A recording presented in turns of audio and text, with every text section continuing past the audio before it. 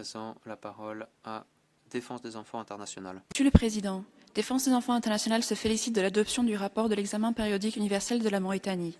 Nous saluons l'engagement de l'État à l'égard du processus de l'EPU. Nous prenons acte des avancées réalisées, notamment la création de l'Observatoire national des droits des femmes et des filles. Toutefois, des défis majeurs persistent dans la mise en œuvre effective des droits des femmes et des enfants. Les violences basées sur le genre, les mutilations génitales féminines, les mariages précoces et forcés, ainsi que les obstacles à l'accès à la justice continuent d'affecter gravement les femmes et les filles. En 2024, 428 cas de violences sexuelles ont été recensés par la société civile, dont 310 concernaient des enfants. Ces chiffres soulignent l'urgence de renforcer les mécanismes de prévention, de protection et de prise en charge. Nous demeurons particulièrement préoccupés par l'absence d'une loi globale contre les violences basées sur le genre, y compris les violences en ligne, ainsi que par le manque de réformes législatives permettant d'interdire explicitement le mariage des enfants.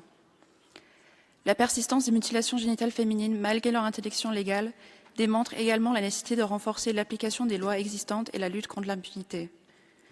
Nous appelons la Mauritanie à mettre pleinement en œuvre les recommandations acceptées, notamment en adoptant une législation complète sur les violences basées sur le genre, en harmonisant son cadre juridique avec la Convention sur l'élimination de toutes les formes de discrimination à l'égard des femmes et la Convention relative aux droits de l'enfant, en renforçant les services de protection et d'assistance aux survivantes et en garantissant un accès équitable à l'éducation, particulièrement pour les filles et les enfants vivant dans les zones rurales.